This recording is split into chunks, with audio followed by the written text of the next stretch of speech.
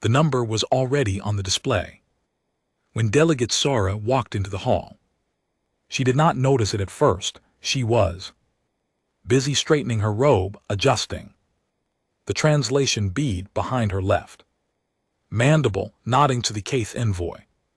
Across the chamber, the Galactic Concordat's Grand Assembly Hall on Vorth Prime was designed to impress. 600 seats, arranged in sweeping tiers around a central floor, light panels that shifted color by species to reduce visual strain, a ceiling high enough to accommodate the Durath who stood nearly 4 m tall and had a known discomfort with low spaces. It was the most sophisticated diplomatic chamber in known space, and on most days the business conducted inside it carried the weight of civilizations. Today someone had put a number on the central display. That made 2 Velthari delegates click their mandibles in a sound that translated roughly as suppressed amusement. The number was 47,308,009. Below it, in the clean font of the Concordat standard data feed, secondary line read, confirmed volunteer. Submissions human species, response. Windows 72 hours. Delegate Sora read it twice, then she looked at her assistant, a young Velthari named Preth, who was already pulling up the full breakdown on a secondary screen. Preth's mandibles were doing something they rarely did in a formal session. They were twitching.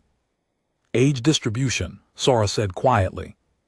Preth handed her the tablet. Sora read it, then she did something she would later deeply regret. She laughed. It was not a cruel laugh. It was the laugh of someone who has just seen something so unexpected that the body produces amusement as a reflex before the brain can apply judgment, but it carried. The translation systems picked it up and rendered it in 63 languages simultaneously, and within 30 seconds. Half the chamber was doing the same thing. The average age of the human volunteers was 68.4 years. The youngest confirmed submission was 62. The oldest was 89, a retired shipyard worker from the coast of Maine named Harold Finch, who had listed his current occupation as mostly fishing and his relevant experience as 41 years welding pressure hulls, 2 tour in the Navy, and a general unwillingness to sit still. He had attached a photograph. He was smiling in it. The Concordat had sent in an emergency call across all member species 3 weeks earlier. The Dominion, a coalition of non-member civilizations operating beyond the galactic rim, had begun pushing hard against the border. Concordat colonies were being blockaded. Supply lines were cut. The call asked for volunteer soldiers to supplement the standing fleets. Every species had responded with young fighters in peak physical condition. The Keth had sent 20,000 warriors under the age of 30. Lern had sent 9,000 trained field medics, none over 40. The Velthari themselves had contributed a full division of their ground assault corps. Average age 26. Humanity had sent its grandparents, 47 million of them. The medical files were the part that really got the chamber going. One volunteer, retired coal miner from Western Pennsylvania named Lou Garrett, was 74 years old and had a prosthetic left arm. The arm was listed as a non-disqualifying modification. Lou had noted in the comments field that the prosthetic was actually stronger than the original, and he considered it an upgrade. Another submission belonged to Walt Prout, 71, a retired Navy corpsman, who had listed his relevant experience across 4 different lines because one line was not enough. Walt had attached a personal note that read, "I have done this before. I am not afraid to do it again." There was Carol Vance, 68, a retired Army logistics officer who had managed supply chains through a Category 4 hurricane relief effort and had once kept a forward battalion fed and equipped for 6 days using nothing but improvised transport and what she described as creative problem solving. Her application had no personal note, just a clean list of qualifications, formatted precisely with every date, confirmed in every reference, cross-linked. The Concordat intake system had flagged her file as unusually complete. It was the kind of application that looked like it had been filled out by someone who understood that the details were what kept people alive. Gene Acaffer was 66. He had spent 22 years as a homicide detective in one of Earth's larger cities and had retired 2 years earlier after losing his wife to a long illness. His application was the shortest of any human submission. Name, age, relevant experience, 1 line. Know how to read people and situations. Under pressure, I have been doing it my whole career. No personal note, no photograph, just the facts offered. Without decoration. Donna Hale was 63 and had spent 30 years as a wildfire crew chief in the forests of the American Northwest. She had managed evacuations, terrain navigation, and emergency coordination in conditions that had killed less experienced people. She had also, according to her file, written a training manual for new crew members that was still in use by 3 different regional agencies. Her application note said, "I am healthy, experienced, and available immediately." The chamber laughed at all of them.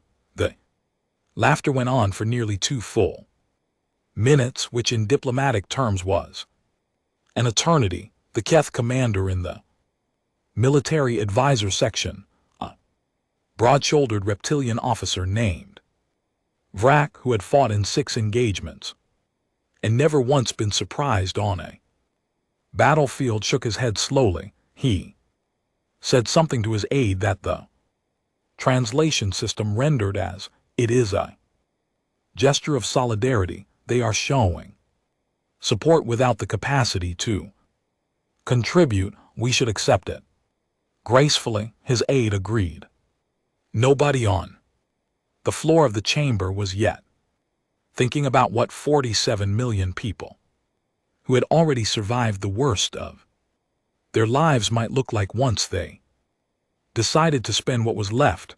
The only person in the room who was not laughing was a young human diplomat named Myra Sultan, 34 years old, who served as the Concordat's human liaison officer. She was sitting in the secondary delegate section, 1 tier above the main floor, and she was watching the chamber with an expression that was very still and very calm. She had seen the submissions before they went public. She had read the files. She knew who these people were.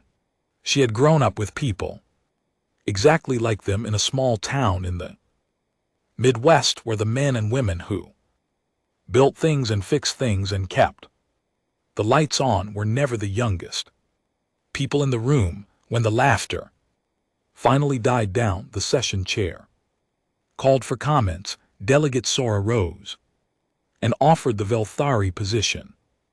The human gesture was acknowledged with appreciation, but perhaps a medical review process should be implemented before any human volunteers were formally inducted, given the biological realities of the age group involved. Several other delegates nodded. The Caith observer section murmured agreement. It was politely done. It was also deeply Wrong in a way that nobody in the chamber had the experience to recognize. Yet, Myra Solton pressed the request button on her console. The chair recognized her. She stood straightened her jacket and walked to the center dais. The chamber was quiet. She looked out at 63 species, most of them still faintly amused, and she said 7 words. These are not our last resort.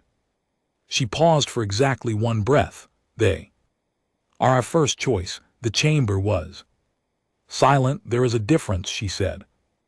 And in approximately 6 weeks, I expect you will understand what that difference is. She returned to her seat. Nobody laughed after that, not because they believed her, not yet, but because something in the steadiness of her voice made the laughter feel for the first time slightly premature. Outside the hall, the first transport carrying Lou Garrett, Walt Prout, Carol Vance, Gino Akefer, Donna Hale, and approximately 3,000 other human retirees was already en route to Farragut Station, a deep space logistics hub 4 light years from the Dominion border. They had been traveling for 11 days. Most of them had used the time to sleep, read, play cards, and in Lou's case, learn 3 words of Keth from a language primer he had downloaded. Before departure, the galaxy had decided they were a joke. They had not been consulted on that decision. They were about to offer a rebuttal. Farragut Station smelled like recycled air and machine oil and something faintly chemical that nobody had ever been able to fully filter out of the ventilation system. It was a working station, not a comfortable one. The corridors were wide enough for cargo loaders. The ceilings were low, and the lighting ran in long strips of cold white that made everyone look slightly unwell. The Concordat officers who had been assigned to receive the human volunteers had been briefed to expect a difficult intake process. They had been told to be patient. They had been told to plan for slower movement, more medical interventions, and a generally reduced operational tempo. What they got instead started within the first 40 minutes of the transport docking. The intake bay was a large open space designed to process incoming personnel in organized waves. There were stations for identification, medical screening, equipment assignment, and unit placement. The Concordat had assigned 4 officers to manage the flow, supported by a logistics team that had set up the intake manifests the previous day. The manifests were the standard format, which meant they were sorted by species and biological classification, not by skill set or experience. For most incoming groups, this worked fine. For a group composed almost entirely of people who had spent their lives managing complex systems under pressure, it created an immediate and obvious inefficiency. Lou Garrett spotted it in about 8 minutes. He was standing in the identification line, holding his transit card, watching the intake process with a calm, assessing look of a man who had spent 4 decades running a mine crew and knew exactly what a poorly organized workflow looked like. The problem was simple. The medical screening station was positioned after the equipment assignment station, which meant people were receiving gear before anyone had confirmed what they were physically cleared to carry. This was creating a bottleneck at both stations, as records had to be walked back and cross-checked manually. Lou stepped out of the line. Young Concordat logistics officer Lurin named Tessick, who would later become very important to this story, moved to redirect him. Lou held up his prosthetic hand in a gesture of polite Pause, pulled out a small notebook from his jacket pocket and sketched revised flow diagram in about 90 seconds. Then he handed it to Tessic. Said, "This will get you through about 40% faster," and stepped back into the identification line. Tessic stared at the notebook. The diagram was correct. Not approximately correct, precisely correct down to the staff positioning. That would eliminate the cross-traffic. At the bottleneck point, Tessic called over the senior logistics officer, Keth, named Grath, who was not yet a significant figure but was watching from the edge of the bay with the skeptical expression he had been wearing since the transport docked. Grath looked at the diagram. He looked at Lou, who was now back in line and apparently reading a small paperback book he had produced from somewhere. Grath looked at the diagram again. He reorganized the intake bay according to Lou's sketch. The processing time dropped by 38%. Nobody from the original planning team said anything about this. There was not really anything to say. The medical screening went differently than Tessic had expected. He was the chief medical officer on the station's intake rotation, a Lurin with 14 years of field experience and a genuine professional commitment to doing his job well. He had reviewed the human medical files before the transport arrived and had prepared a detailed triage plan. Based on what he had read, the plan involved rerouting a significant portion of the volunteers to reduce duty classifications. Many of the files showed the accumulated physical record of long and physically demanding lives. Replaced joints, old fractures healed improperly, chronic conditions managed with medication. Tessic had prepared briefing packets for the human liaison officer about the expected reclassifications. He was being responsible. He was being thorough. Walt Prout was his first patient. Walt sat down in the screening chair, gave his name and identification number without being asked, and waited with the patience of a man who had sat in a great many waiting rooms over and had made peace with the fact. Tessic ran the standard biological scan, reviewed the readout, and began explaining his reclassification recommendation in the carefully measured tone of a professional delivering difficult news. Gently, Walt let him finish. Then he said, "Can I ask you something first?" Tessic said, "Yes." Walt pointed to the triage board on the wall behind Tessic, where the current patient queue was displayed. He identified 3 specific patients by number and explained that 2 of them were showing early indicators of a pressure-related circulatory condition common in species that had recently traveled through the specific type of jump point on the route from Earth to Farath. He said the 3rd patient, listed as low priority, was actually showing a pattern in their readout that suggested a developing respiratory issue that would become serious within 48 hours if not addressed. He said this quietly, without drama, in the tone of someone sharing a professional observation. Tessic checked the readouts for all 3 patients. Walt was right on all 3 counts.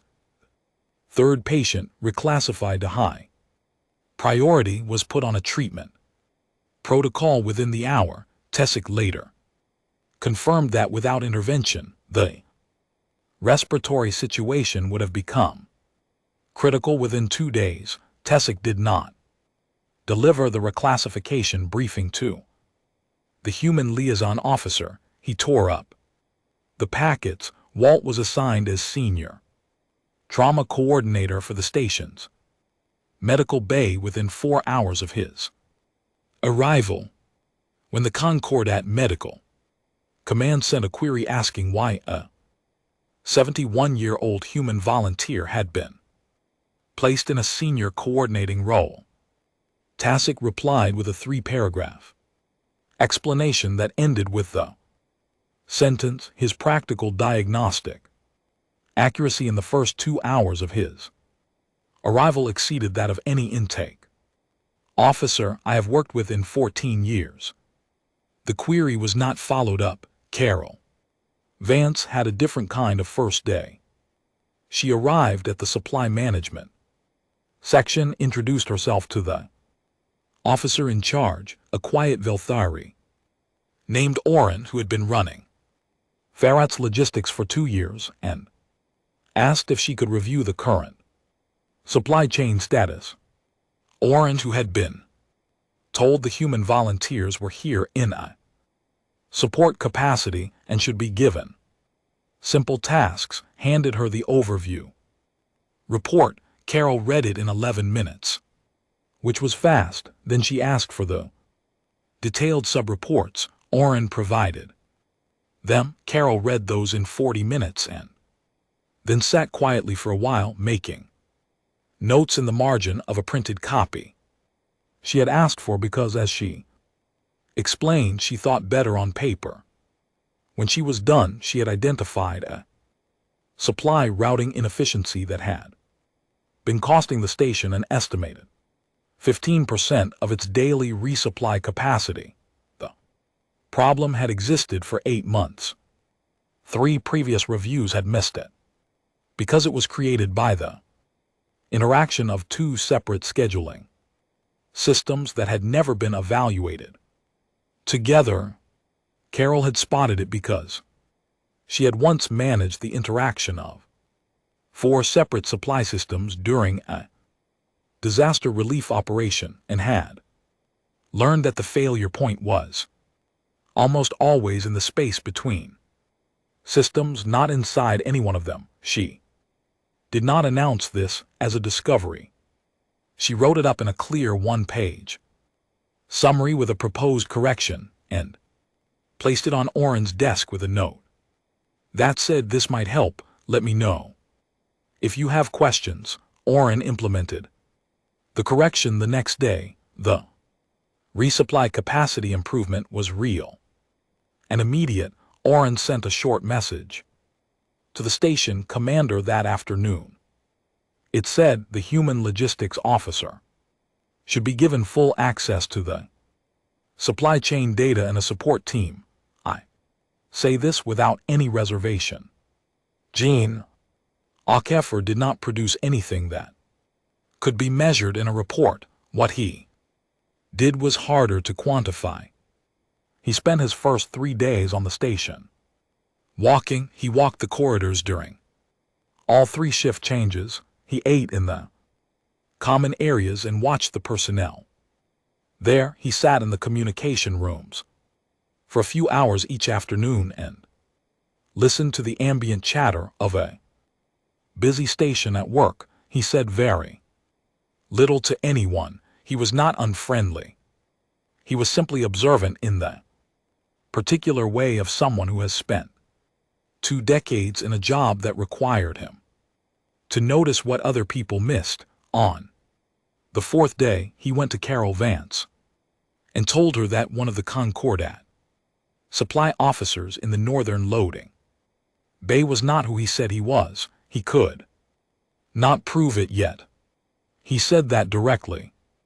What he could say was that the officer in question walked differently depending on who was watching, used his right hand when he thought he was unobserved, but his left hand when he knew he was being seen, and had twice responded to questions about his home station with answers that were slightly different in each telling. Small things, the kind of things that did not appear in any file and would not trigger any automated system. Carol took it to the station security coordinator, a Keth officer who initially dismissed it as exactly the kind of vague concern that wasted investigative time. Carol was patient and firm. She said she was Not asking for an arrest, she was asking for a quiet background check. The Keth officer ran it. The results came back in 18 hours. The supply officer's identity. Documents had been altered. He was later identified as a Dominion intelligence operative who had been in place for 4 months gathering resupply route information. The station commander called Gene in after the operative was detained. He asked Gene how he had known. Gene said, "I didn't know. I noticed. Those are different things." The commander wrote in his report that the human volunteer had demonstrated an observational and analytical capacity that significantly exceeded expectation. Gene read the report when a copy was forwarded to the Human Liaison Office. He did not comment on it. He returned to his afternoon routine of walking the corridors and watching the station work. Donna Hale had been given, as her initial assignment, a spot in the basic terrain navigation refresher course that all incoming volunteers attended. It was designed for soldiers new to off-world environments and covered basic survival principles, reading alien topography, and responding to environmental hazards. The instructor was a Keth officer with solid credentials. The course was competent. It was also within about 40 minutes of Donna sitting in the back row, very clearly not covering the things that actually kept people alive. When an environment turned hostile, she did not interrupt. She took notes. After the session, she asked the instructor if she could speak with him privately. She spent 20 minutes explaining 3 specific scenarios in which the course's recommended procedures would produce predictable failures based on terrain dynamics she had learned managing wildfires in complex mountain geography. She had examples. She had the reasoning behind each one. She was not condescending. She was precise. The instructor was quiet for a while after she finished. Then he asked her if she would be willing to run a supplemental session for the incoming units. She said yes. Then he asked if she had any written materials. She said she had notes. He said he would arrange for them to be formatted. She said she would need to add a section on reading alien terrain specifically, and she would need some time with the station's geological data for the engagement zones.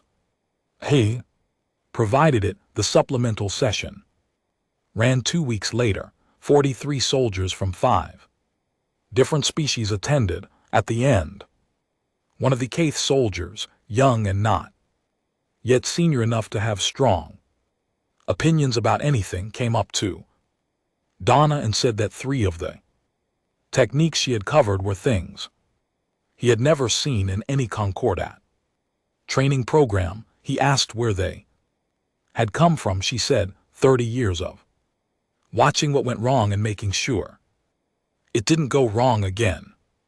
He wrote them down. The Concordat command staff held their first formal review of the human volunteer integrate at the end of the 3rd week.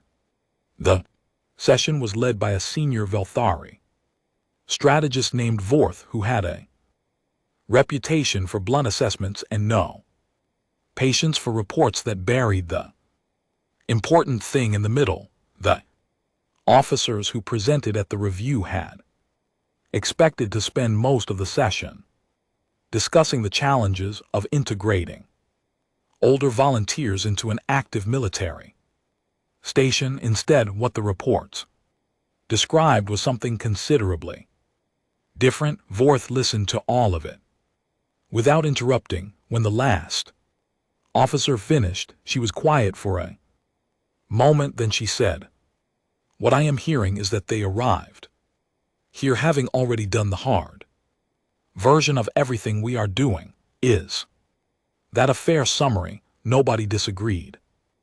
Vorth wrote her assessment that evening. It was 3 paragraphs.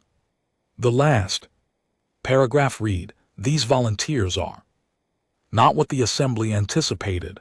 They are not symbolic. They are not a liability. They are individuals who have operated under sustained pressure for decades and have developed a form of practical competence that our standard evaluation frameworks are not designed to capture. They do not panic. In my observation, the ability to not panic is worth more in operational terms than almost any other measurable quality. I recommend full integration." Recommendation was filed. It was approved without debate in the medical bay that same evening. Walt Prout was finishing a 12-hour shift. Tessick was at the adjacent station entering the day's patient records. They had worked together for 3 weeks now, and they had developed the quiet efficiency of 2 professionals who have learned to anticipate each other. Tessick looked up from his screen and said, "Can I ask you something?" Walt said, "Yes." "Why did you come here?" Tessick asked. "You did not have to. You could have stayed where you were." Walt thought about this for a moment. He had thought about it before. He had thought about it the morning he signed the application, sitting at his kitchen table in the early light with the form on the screen and a cup of coffee going cold beside him. He had thought about the answer for a while, and then he had just hit submit because thinking about it further was not going to produce better answer than the one he already had. "Because I know how to do something that helps people stay alive," Walt said, "and there are people out there who need that. The math is simple."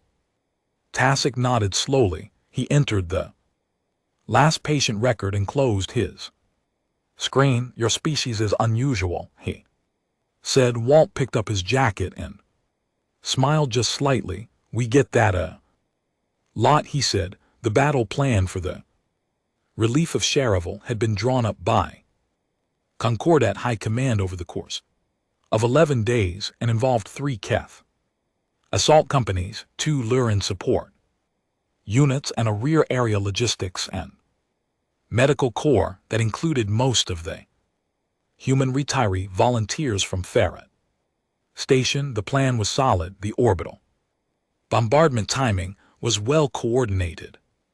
The landing zones had been selected using current intelligence. The command structure was clear. The plan began to fail 4 minutes after the first dropships entered the atmosphere. The Dominion had deployed a sensor disruption field over the primary landing zone. It was not a new technology. It was an older system, one the Concordat had faced before, but the specific configuration used over Cherville was designed to target the frequency range that the Keth assault units relied on for their real-time coordination. When the field activated, the 3 Keth companies lost contact with each other and with the orbital command ship simultaneously. 2 of the companies were mid-descent. The third had already landed in what turned out to be not the primary landing zone, but a position 2 km off target in terrain that gave the Dominion ground forces a significant elevation advantage. The rear command post, positioned on a plateau 8 km from the forward landing zone, was not in the disruption field's primary coverage. Its communication systems were functioning. What it was, not by design, was a combat command node. It had been set up to manage supply, routing, medical coordination, and communication relay for the support units. The officer nominally in charge was a young Keth lieutenant named Davian, who had strong organizational instincts and had never been in a position where the plan was no longer the plan. Davian had been in his seat for approximately 90 seconds after the disruption field activated when Carol Vance walked up beside him and placed a hand gently on his shoulder. "I need you to keep your voice calm and tell me what your communication channels are still showing," she said. Davian told her. Carol listened. She did not sit down. She stood behind Anne's station with her arms crossed and her eyes moving across the 3 screens in front of her, and she began to think in the particular way she had learned over 30 years of managing situations where the original plan had stopped being relevant. The Keth First Company was down and off target. Their last known position was in a narrow ravine, and the Dominion elevation advantage meant any attempt to move from that position without support would produce losses. The second company was still in descent, communications unreliable, trajectory still recoverable if redirected in the next 6 minutes. The third company was at the correct landing zone but had no communication with the other 2 and did not know the first company was in trouble. Carol needed to redirect the second company, get a communication relay to the third company with updated information, reroute the medical unit to a position that could serve all 3 landing areas instead of just the primary, and do all of this using a command post that had not been designed to do any of it. She did all of it in 11 minutes. She used the rear post communication system, which ran on an older band that the disruption field was not calibrated to suppress. She used Davin's staff to run physical relays to positions that extended the communication range. She used the supply routing software, which she knew better than anyone else on the station, to calculate new drop coordinates for the second company's revised landing approach. She did not shout. She did not panic. She gave instructions in the clear, direct tone of a woman who once coordinated food and medicine for a battalion of people trapped by floodwater and had learned that a calm voice was the first thing you gave people who were scared.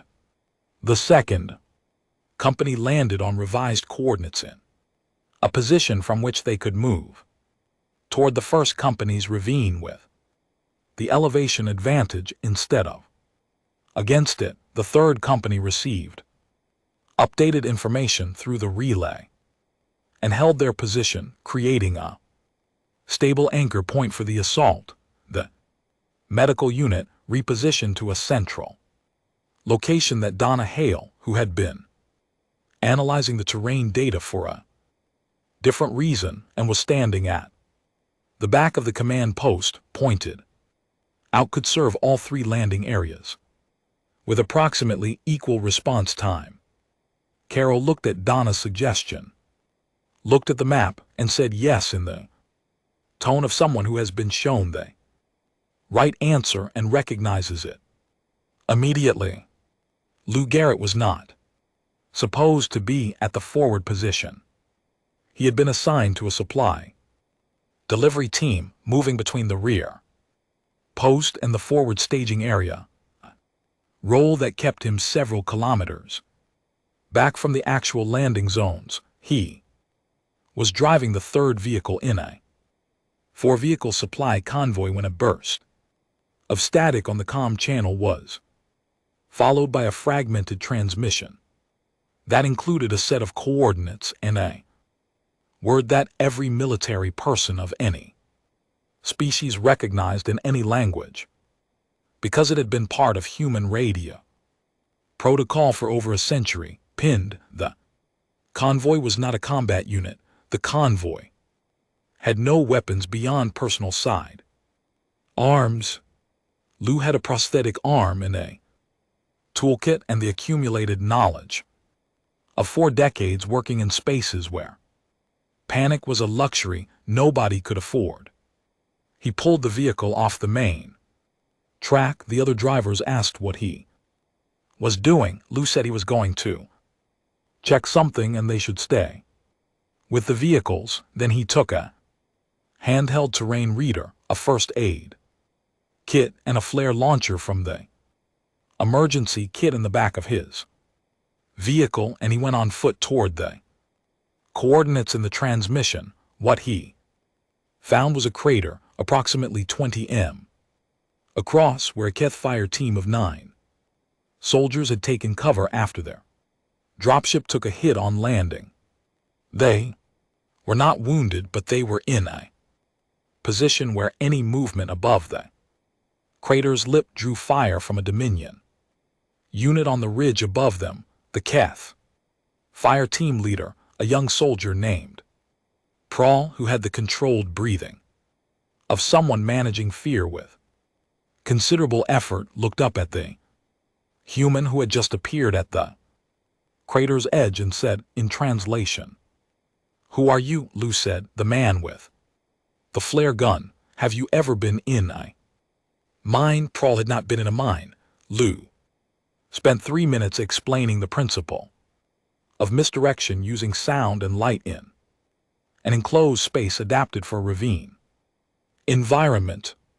He pointed out that the ridgeline above them had a narrow section approximately 60 m to the north, where the angle of the slope created a shadow corridor that the Dominion position could not see into directly. He said he was going to fire 2 flares, one to the south and one to the east, and that in the 40 seconds of disruption that followed, the fire team needed to move along the crater's northern edge and into the shadow corridor. He said he had used a version of this technique to extract 3 workers from a collapsed shaft during a flooding event in 2031, and that the principle was the same. Prahl looked at him for 1 second, then he looked at his team, then he said, "The flares went up, all 9 Keth soldiers reached the shadow corridor. They were out of the Dominion's field of fire within the 40-second window. Lou was the last one over the crater edge. He moved, for a man of 74 with a prosthetic arm, with the calm efficiency of someone who had spent his entire adult life making decisions about how to move through tight spaces without getting anyone hurt. They reached the forward staging area 20 minutes later. Prout reported into his company commander. The commander looked at Lou and asked who had coordinated the extraction. Prout said the human. Commander looked at Lou again, longer, this time with an expression that was not quite what it had been before. In the medical bay that had been set up at the central position Donna had identified, Walt Prout had been running for 6 hours.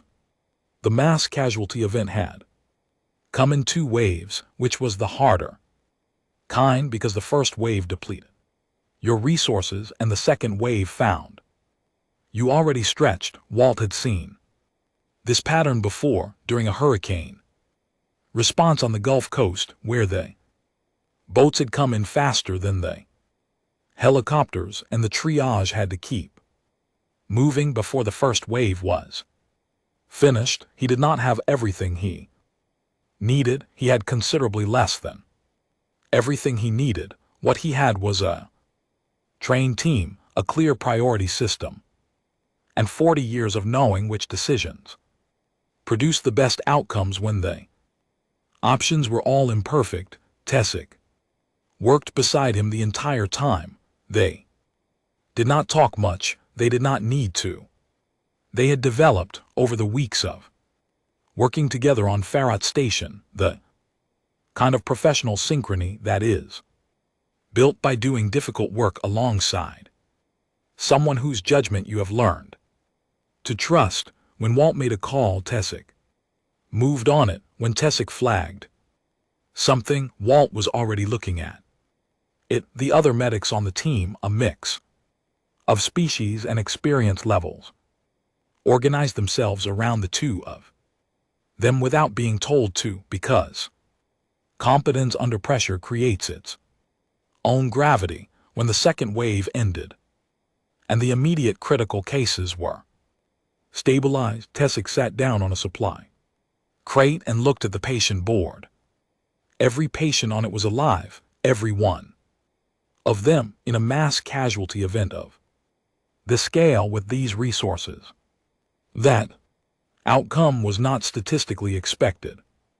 Tessic looked at Walt, who was washing his hands at the sterilization station and already looking at the board to see what needed to follow up attention. Tessic said, "How?" Walt said, "You prioritize the ones you can save, and you do not spend time on the ones you can't. And you keep moving forward. It is hard the first 100 times. After that it becomes something you can do. The first 100 times," Tessic repeated.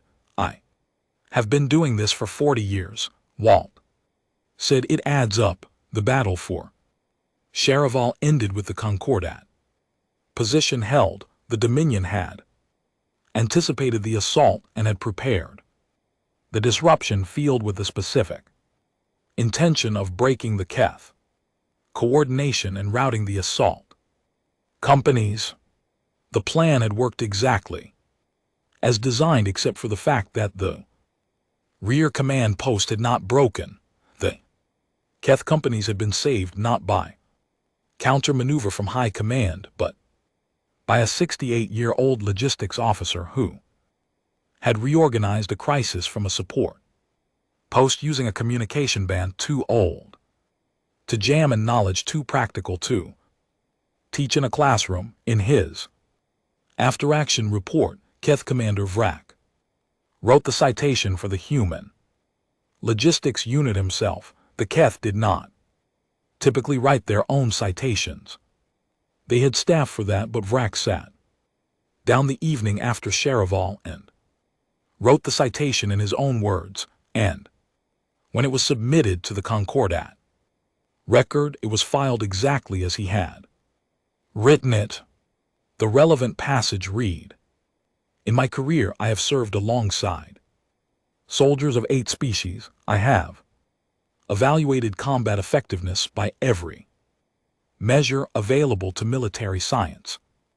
After the engagement at Charival, I am compelled to add a measure that does not appear in our standard frameworks: capacity to remain functional when everything has stopped working as intended. The human auxiliary personnel demonstrated this capacity at a level I have not previously observed. I recommend their designation be elevated." Without delay, the citation was filed. High Command read it. They upgraded the human unit's designation from auxiliary support to primary combat support the following week. Among the Keth soldiers who had been extracted from the ravine, word spread quickly about the human with the flare gun and the mine analogy. Prowl told his company told the others. The story was retold, simplified and slightly exaggerated, with each telling as stories always are. But the core of it stayed accurate. The old human with the metal arm had walked out to the front alone with no weapon that mattered and had thought his way through a problem that 9 trained soldiers had not been able to solve. Graf, the young Keth liaison officer from Ferret Station who had been quietly watching Lou for weeks, heard the story in the common area of the rear post the evening after the battle. He did not say anything. He sat with his meal and listened to Prowl tell it, and then he sat for a while after Prowl moved on. Then he went to find Lou, who was in the supply section, performing inventory with a clipboard and the patient attention of a man who had done inventory 10,000 times and still did it right every single time. Graf stood beside Lou for a moment. Without saying anything, Lou kept counting, then Graf said in the Keth Trichin, there is a word for an elder. Soldier who carries others to safety. When it is not his duty to do so, it does not translate well into standard Concordat language, but I want you to know I am using it for you. Lou looked up from his clipboard. He looked at Graf for a moment. Then he nodded once in the quiet way of someone who has received a gift and knows the right response is not to diminish it. With too many words, thank you, Lou said. He went back to his inventory. News from Charavel moved through Concordat space the way important news always moved, fast and changed a little. By every telling but holding its essential truth intact, the core of the story was this: the Concordat had come close to losing Charavel, and the thing that had prevented it was not a superior weapon or a tactical genius in the command chair. It was the steadiness of a group of older humans in a support post who had responded to catastrophic failure of the plan by treating it as a problem to be solved rather than a crisis to be survived. The reaction was not simple. In the Concordat assembly, Delegate Sora of the Valthari asked for a recess on the day the formal after-action report was distributed. She was seen in a corridor outside the chamber in conversation with the Lurin chief medical officer for approximately 20 minutes. Nobody recorded what was said. When the session resumed, Sora rose at the first opportunity and made a statement. She did not use the word apology because the Valthari did not have a cultural tradition that framed apologies the way humans did. What she did was move, formally and by name, to reclassify the human retiree volunteer force from their current designation to the primary combat support level that Vrock had recommended. She delivered the motion in the flat, even tone of a professional doing her job. She did not mention the laughter from 3 weeks earlier. She did not need to. The motion passed. Myra Sultan, sitting in the secondary delegate section, watched the vote with the same still expression she had worn the day the laughter had gone through the chamber. She wrote nothing in her notes. She simply watched the numbers on the vote display until they reached the threshold, and then she looked down at her hands for a moment. And then she looked back up on Earth. The news from Charavel moved through the population with a quality that was hard to name. It was not quite pride, though. It was close to that. It was more like the feeling of something confirmed. Many of the people who had submitted the original 47 million applications had done so while their families argued with them, worried about them, tried to talk them out of it. The families had not been wrong to worry, but they had perhaps been wrong about what their parents and grandparents and retired neighbors were still capable of. The second wave of applications arrived without a formal announcement. There was no new call. There was no government campaign. People simply started submitting, and within 10 days the number had climbed by 4 million. They were not all veterans. Clarence Webb was a retired cardiothoracic surgeon from Atlanta, 72 years old, who submitted his application with a cover note that listed his surgical hours, his current physical fitness assessment, and one line that said, "I still have steady hands. I checked this morning." Ruth Garza was a retired school principal from New Mexico, 69, who had managed a building of 700 children, through everything from minor emergencies to a significant earthquake, and who wrote in her application, "I have spent 30 years solving problems before they became crises. I believe this is a transferable skill." High Command on Ferret Station received the second wave list and forwarded it to Carol Vance, who had by this point become the de facto coordinator of human volunteer integration.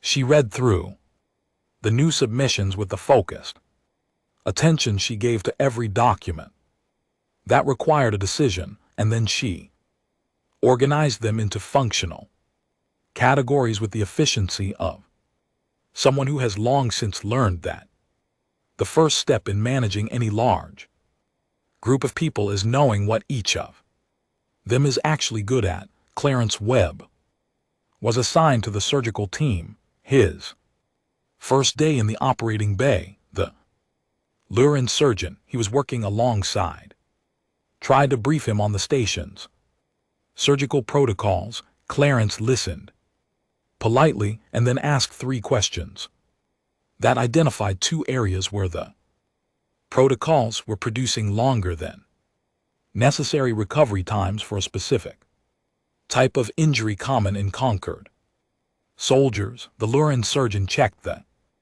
data. Clarence was right on both counts.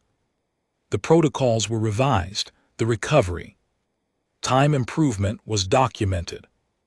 Clarence went back to work. Ruth Garza was assigned to the unit coordination office, a role that involved managing the administrative flow between 15 different subunits with incompatible filing systems, communication habits, and cultural expectations about how requests were supposed to be phrased. She had it organized within a week. When asked how, she said, "Middle school, it is essentially the same problem. The relationship between the human volunteers and the Keth soldiers had been shifting since Charavel, and the shift was most visible in the small things.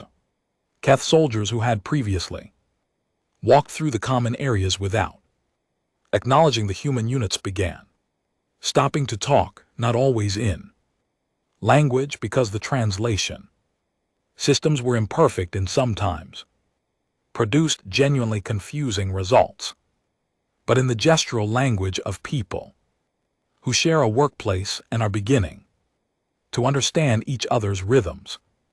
Prahl's fire team, the 9 soldiers Lou had extracted from the crater, made a habit of eating their evening meal in the section of the common area closest to the human volunteers. Nobody formalized this. It was simply where they went. Graf had been changed by Charavel in a way that he would not have been able to articulate precisely, but that was visible in how he moved through the station.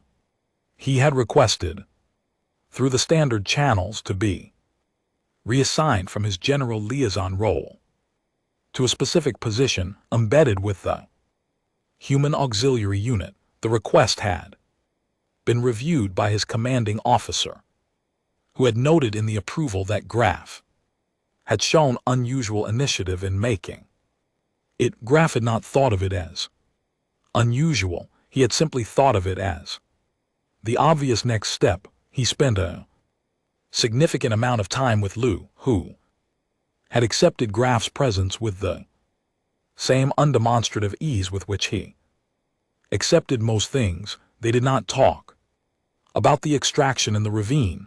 They talked about other things. Lou explained how a longwall mining system worked, using a napkin drawing because Graf had asked what a mine was, and Lou found that if he started explaining things from the beginning, people generally understood them better than if he started in the middle. Graf told Lou about the Keth tradition of elder soldiers who were called by word, that the translation system rendered as Weight bearers meaning those whose experience was heavy enough to carry others across difficult ground.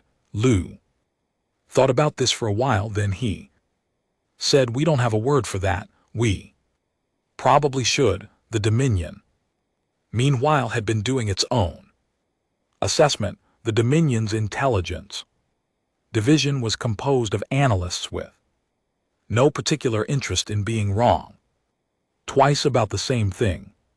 The report on the human volunteer anomaly was filed 3 weeks after Sharavel and ran to 40 pages, which was long for a single subject intelligence assessment. The analysts had pulled everything available, the intake records from Ferret Station, the action reports from Sharavel, the communication intercepts from the command post during the battle, the medical records that had been declassified for interagency sharing, and the second-hand accounts from the detained Dominion operative who had been identified and removed from Ferret Station by Gene Ockeffer's observation. The report's central finding was framed carefully because the analysts understood that their leadership found unexpected conclusions inconvenient.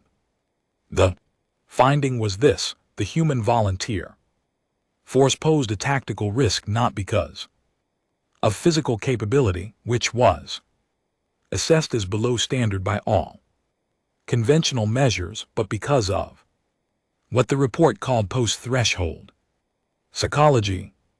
This was the analyst term for the mental state of individuals who had already experienced the worst anticipated outcomes of their lives and emerged from those experiences still functioning.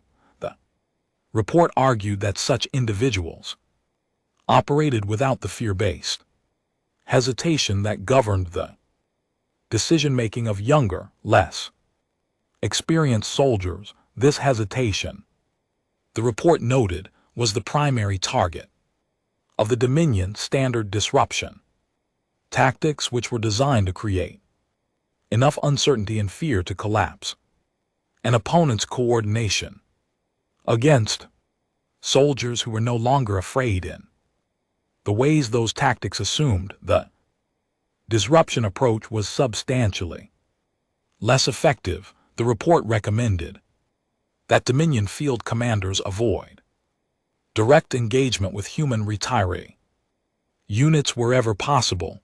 The recommendation was forwarded to the relevant command sections. It was not acted on. The field commanders who received it had built their careers on a specific understanding of how battles were won, and a 40-page report from analysts who had never commanded a field unit was not going to revise their ascensions about what constituted a real threat. They would have an opportunity to update that view. Carol Vance was offered a promotion 3 weeks after Sharavel. The offer came directly from Concordat High Command and included a staff position at the strategic planning level, which was not a post that had ever been offered to a human before. It was a significant elevation. The communication that conveyed the offer also, somewhat presumptuously, included a draft reassignment order that would separate her from the unit she had been coordinating. Carol sent back an acceptance with one modification: she would take the position. Her unit stayed together. She did not explain her reasoning. She did not need to. High Command reviewed the modification for approximately 4 hours and then accepted it, noting in the internal record that the human logistics officer's operational judgment has been consistently superior to expectation, and there is no administrative reason sufficient to override it. Oren, the Valthyri logistics officer from Ferath, who had implemented Carol's supply chain fix on the first week, heard about the promotion through the Station's informal communication. Network, he sent Carol a short message. It said, "Congratulations, I hope give you the resources you need. If they don't, I expect you will find them." Anyway, Carol sent back 2 words. Correct, thanks, Donna Hales Field. Adaptation Manual had taken on a life of its own.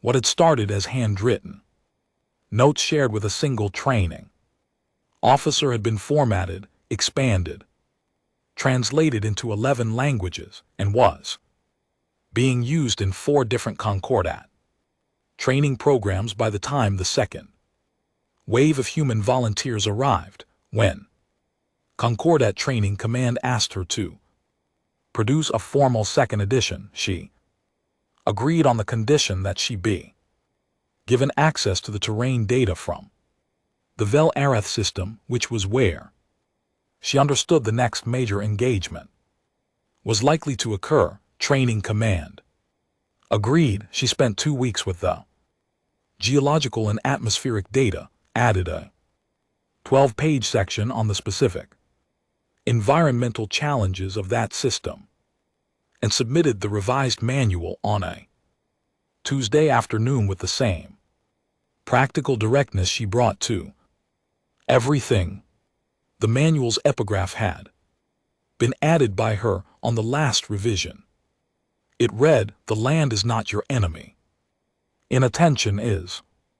Gene Ackeffer, who was not a man who attracted attention or sought to keep it, had become a person of some informal significance on the station in the weeks after he had identified the Dominion operative. He had not done anything to cause this. He had simply continued doing what he had always done, which was walking the corridors, watching the common areas, sitting in the communication rooms in the afternoon, and listening to the ambient life of a station under pressure. But people had started noticing that Gene noticed things. A Keth security officer had begun stopping him in the corridors to ask what he had observed.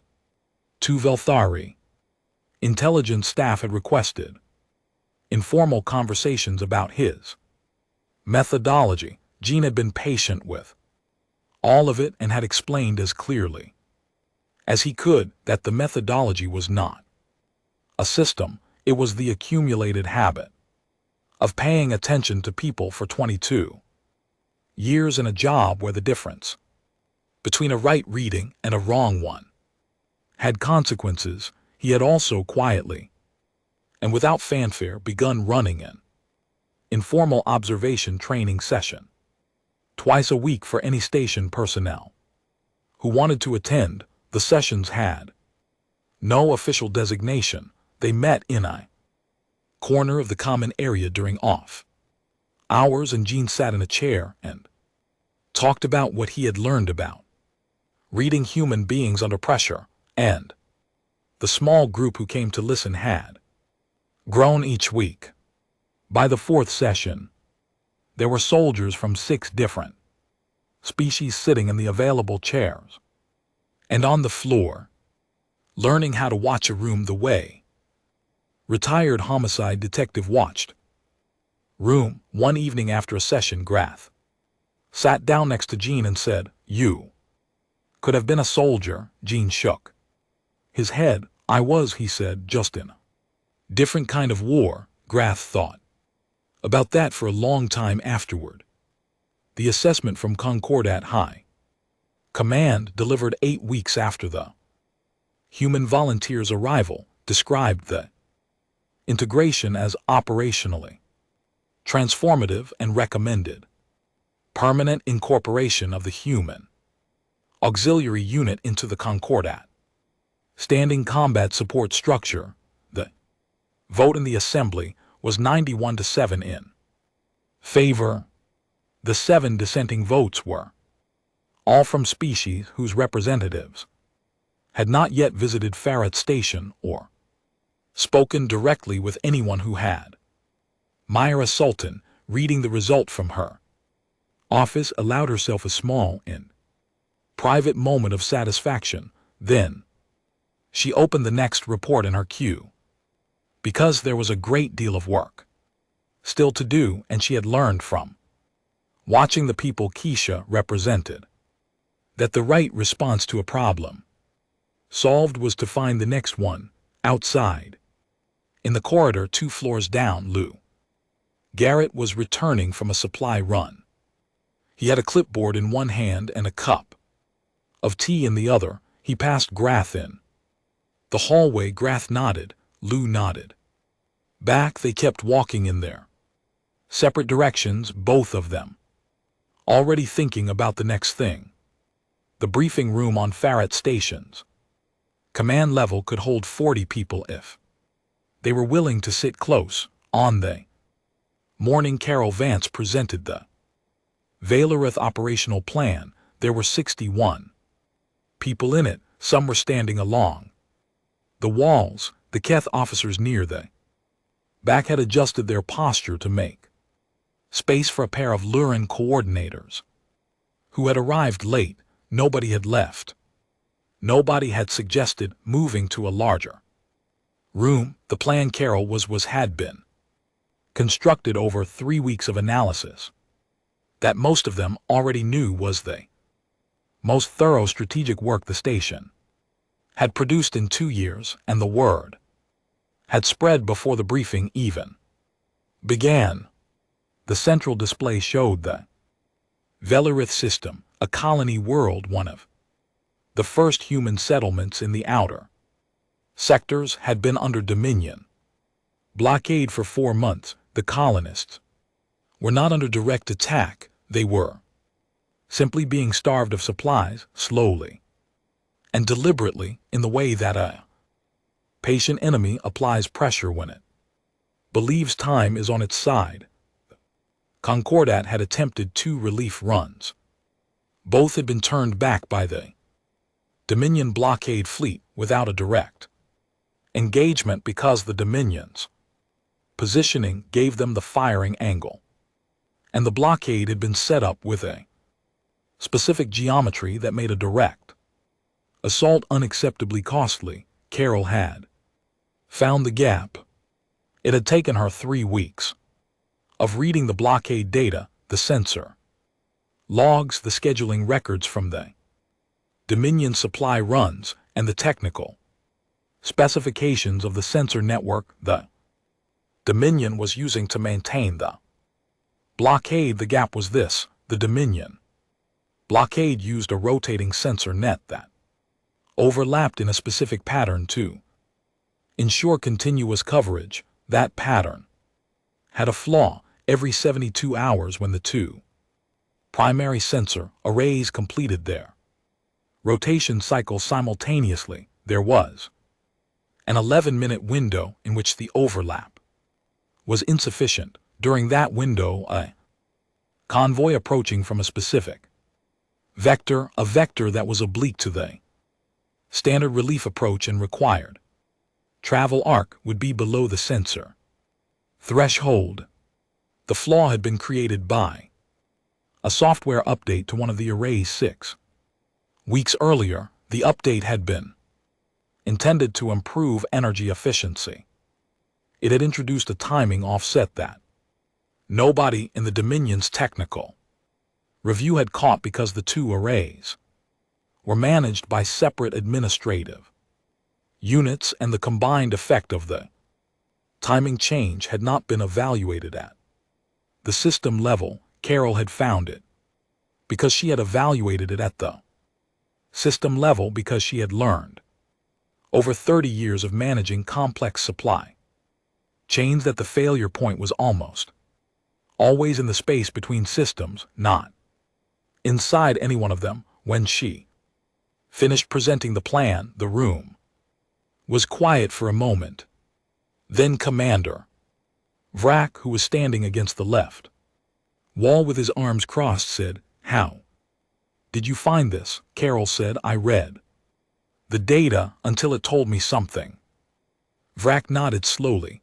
"How long will the window hold?" "Until they run another software review or someone notices they Offset, Carol said. Could be days. Could be longer, we move soon. Vrak looked at the display, he looked at the approach vector, he looked at the timing, he said this will work. That was the whole of his endorsement. For Vrak, it was equivalent to a standing ovation. The operation was designated Relief Corridor 7. The force assembled for it included 4 Concordat support ships, 2 Keth escort frigates, and a medical vessel that Walt Prout was already aboard. Because Walt had been living on the medical vessel for 3 days before the operation launched, setting up the trauma protocol that his team was going to use and running his mixed-species medic crew through every scenario he could construct. The mixed crew was the thing that had surprised people. Walt's trauma team for the operation included 8 Lurin medics, 3 Keth field surgeons, 2 human nurses from the 2nd Volunteer Wave, and 1 Velthari specialist named Taryn, who had requested the assignment specifically because she had attended 3 of Walt's training sessions on Feroth and had decided with the methodical determination her species was known for that she wanted to know everything Walt knew. They ran 6 drills in 3 days. By the 3rd drill, they were moving like a unit. By the 6th, Walt had stopped calling out instructions because the team had internalized the sequence. During the last drill, Tessic, who had come aboard as a consultant because the operation was significant enough to warrant it, watched from the back of the bay without saying anything until it was over. Then he said, "This is the best trauma team I have seen assembled in 14 years of field medicine." Walt said they learned fast. Tusk said they had a good teacher. Walt was quiet for a moment. "I have had good teachers too," he said. "They just don't know they taught me anything." The ground component of the operation required someone to move through the colonist shelter network beneath Valarath's surface and guide the civilian population to the extraction corridors. The shelter network had been constructed when the colony was established 20 years earlier as a standard emergency infrastructure. It was old now, imperfectly maintained, and sections of it had been compromised by the seismic activity that Valarath's geological survey rated as moderate and ongoing. Some tunnels were flooded, some had partial collapses. The route through the network to the extraction corridors required navigating approximately 3 km of underground passages in conditions that were, depending on the section, between moderately difficult and genuinely dangerous. The planning team had spent a day and a half trying to figure out who to assign to the tunnel navigation team. They needed someone with specific experience in underground movement, structural assessment of compromised spaces, and the calm to manage a large group of frightened civilians in a confined environment. They needed someone who would not freeze when a passage turned out to be worse than expected, and who had the practical knowledge to find an alternative route when the primary one was no longer viable. The planning team had gone through 17 names before someone said Lou Garrett. Lou was told about the assignment by Carol, who sat down across from him in the supply section and explained it plainly. She told him what the network looked like, what the conditions were likely to be, and what the mission required. She asked if he was willing.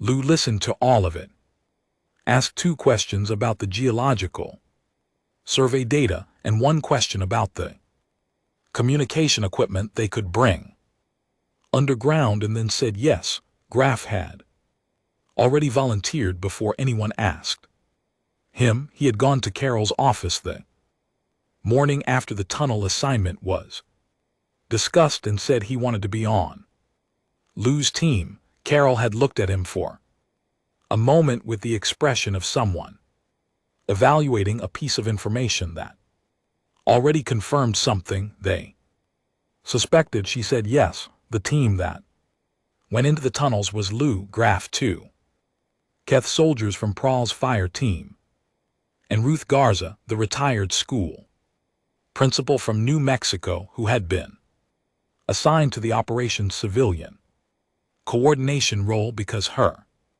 application note had been right.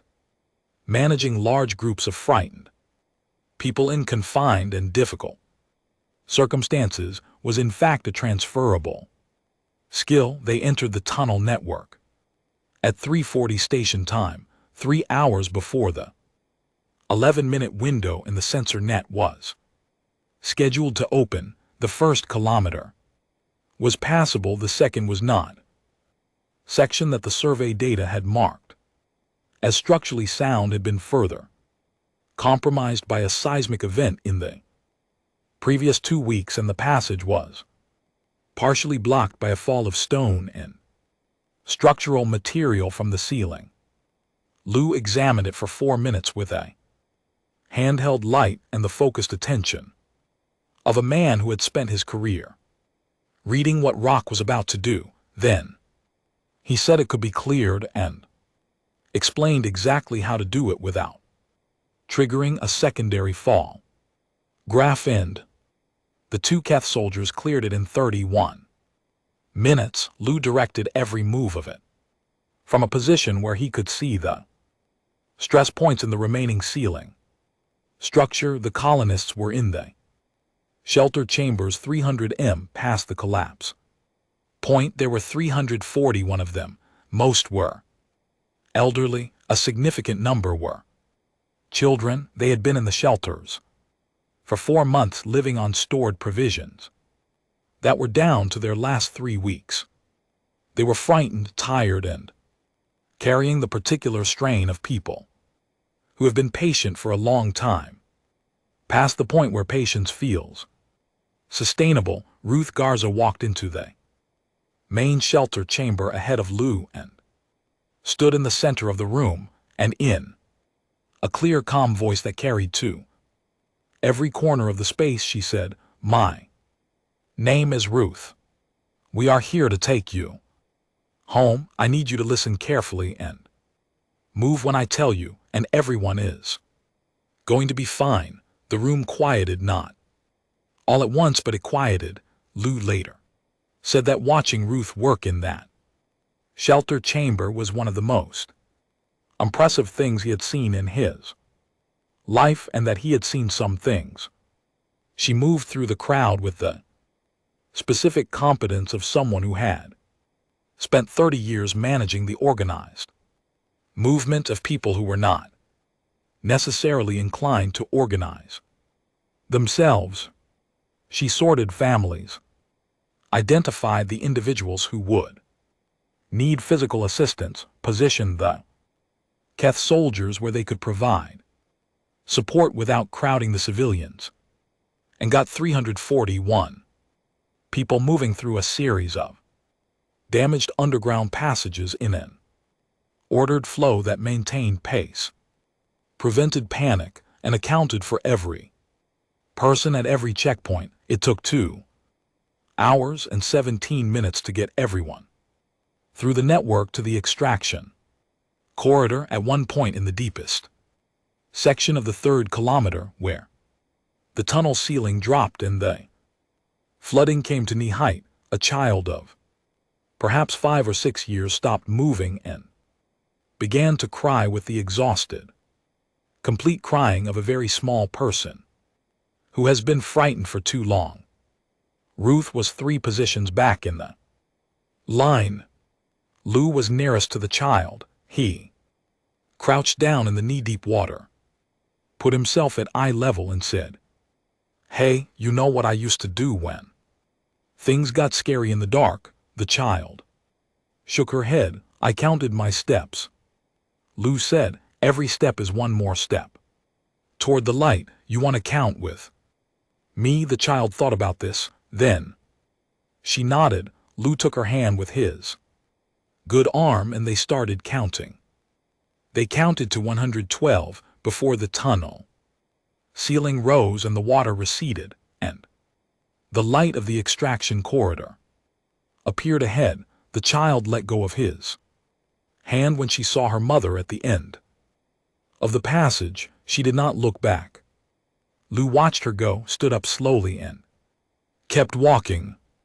Above them, the 11-minute window in the Dominion sensor net opened.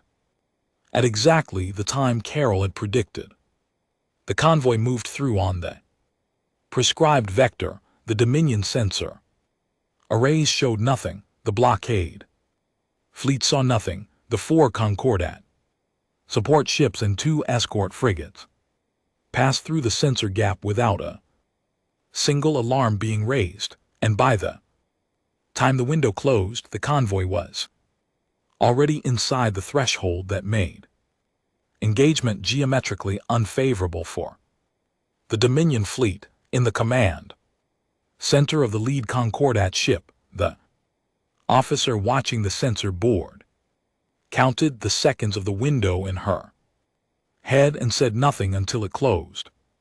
Then she released a breath she had been holding for 11 minutes and said, quietly, clear. The evacuation of the colonists was completed in 4 hours and 20 minutes. The extraction corridors connected to shuttle bays that had been prepositioned outside the Dominion's coverage zone, and the shuttles moved the colonists to the support ships in 3 waves. When the last shuttle docked and the count came back complete, 341 colonists, 341 accounted for. The ship's commander stood at the count board for a moment and then turned to his crew and said, all hands, the colony is clear. The complication came during the 3rd wave. Gene Ackeffer was not on the ground team. He had been assigned to the communications room of the lead Concordat ship, a role that Carol had given him because she had a specific sense of where his skills were most needed, and it was not in a tunnel. She had put him where people talked because Gene's most valuable function was listening. The Dominion attempted a communications deception during the 3rd wave. It was a sophisticated operation, a false distress signal in the standard Concordat emergency frequency, formatted to replicate the signature of a damaged support ship with coordinates that would redirect the convoy toward a prepared engagement zone, where the Dominion fleet had positioned itself to take the decisive shot. The signal was well constructed. It passed the automated verification systems without triggering a flag. The communications officers on 3 of the 4 Concordat ships were already processing the redirect when Gene said, stop. He had been sitting in the corner of the communications room, listening to the ambient chatter of the operation when the false signal came in. He had not been monitoring that specific frequency. He had been watching the room. As he always watched rooms, what he had noticed was the communications officer's body language when she began processing the signal. She moved differently than she had been moving for the previous 4 hours. She moved with a small, subtle urgency of someone who has received important information and is acting on it without fully thinking it through. First, it was a very small thing. It was the kind of thing that did not appear in any protocol and would not trigger any system. Gene stood up and walked to her station and looked at the signal. He read it twice. Then he said, this is wrong. The officer said the verification systems had cleared it. Jean said the distress formatting is standard. The content is not. A ship that has taken battle damage does not include its full navigational comp. In the emergency broadcast, there is no reason to send navigational data in a distress call unless you want someone to come to a specific place. The officer looked at the signal again, then she looked at Jean, then she put it on hold and flagged it for the ship's commander. The commander reviewed it with a tactical officer. They ran a secondary analysis. Jean's reading was correct. The coordinates in the signal placed the convoy directly in the center of the Dominion's engagement zone. The convoy was redirected away from it, and when the Dominion fleet fired on the expected position, the space was empty. The Dominion fleet disengaged 20 minutes later. There was nothing left to engage.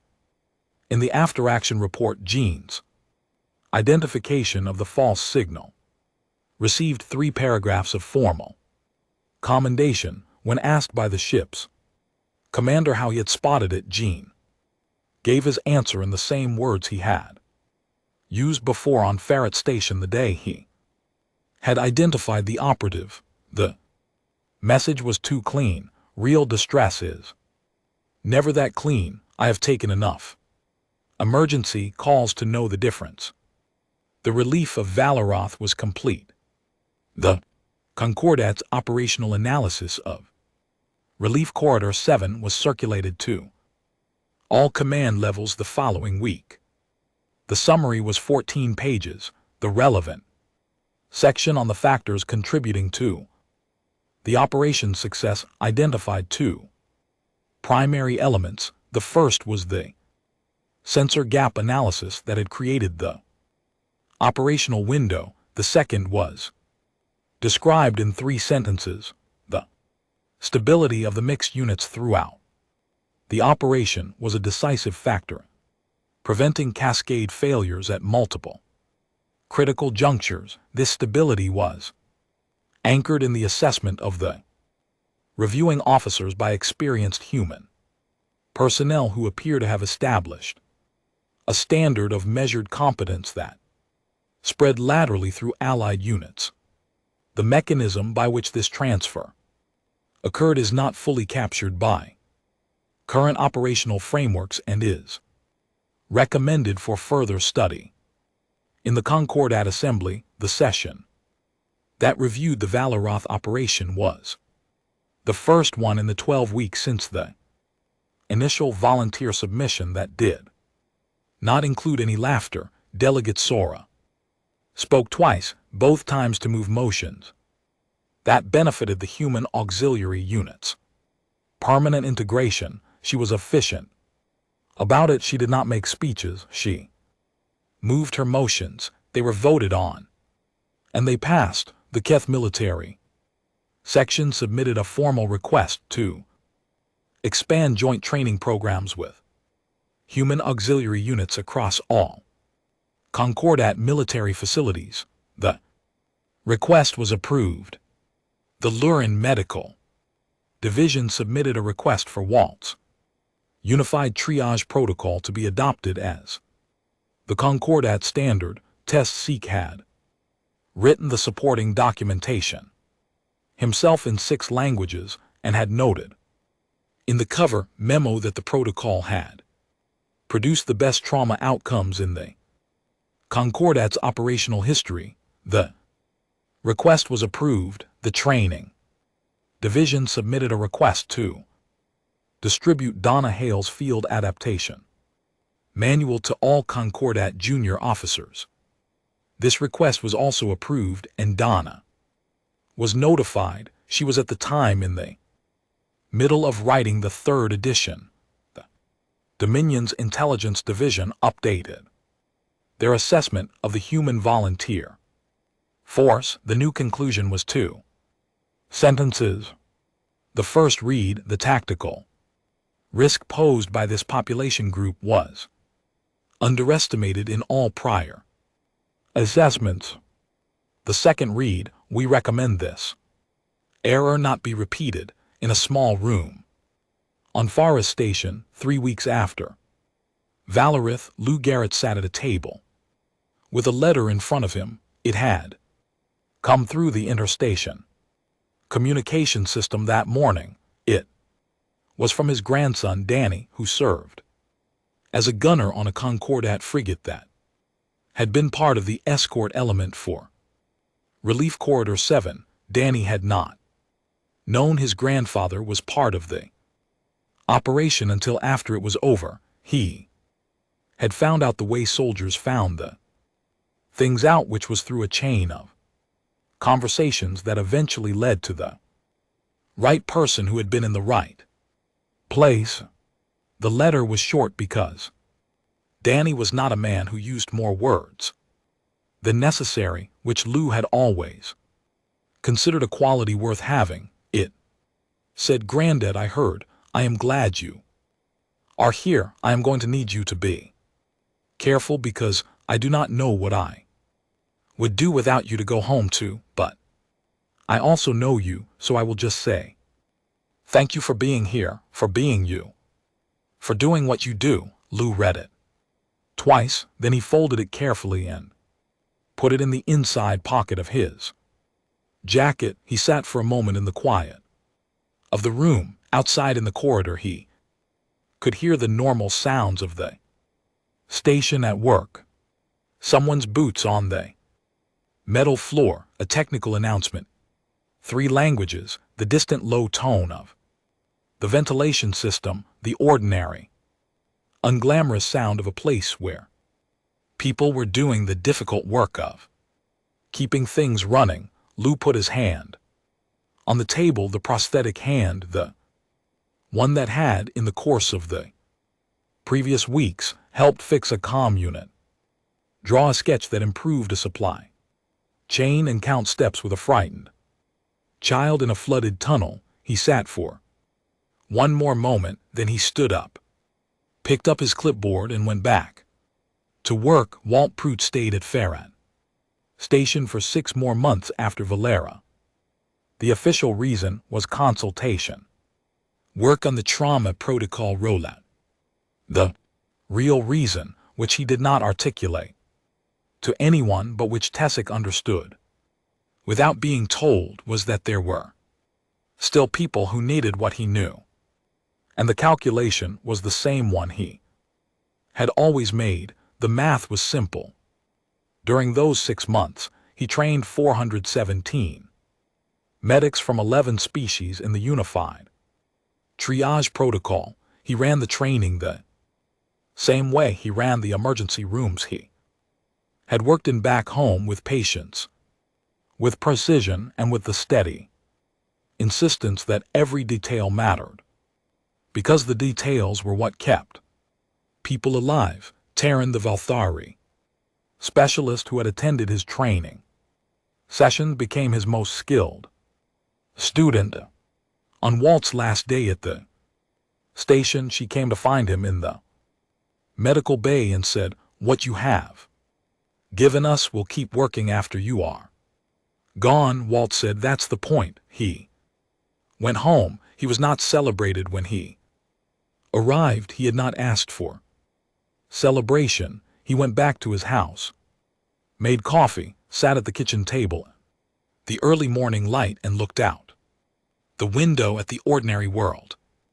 Outside he was fine. Carol Vance remained at Concordat High Command for 3 years. In that time, the supply efficiency improvements she introduced to the Concordat's logistics network produced a measurable reduction in operational costs that was cited in the annual strategic review as one of the most significant infrastructure contributions in the organization's recent history. When she eventually stepped back from the role, the transition plan she had written for her successor was the most detailed document the Strategic Planning Division had ever received. They used it as the template for all future transitions. Donna Hale kept updating the manual, The fourth edition added a section on zero gravity, terrain navigations that she had developed in consultation with 3 Keth engineers and a Lurin physicist. The fifth edition incorporated feedback from junior officers across 16 different species who had used the manual in the field and had sent her their notes. She read every note. She incorporated the ones that were right. She replied to all of them. Gene Ackeffer went home to Michigan. He bought the fishing cabin he had been thinking about. He fished.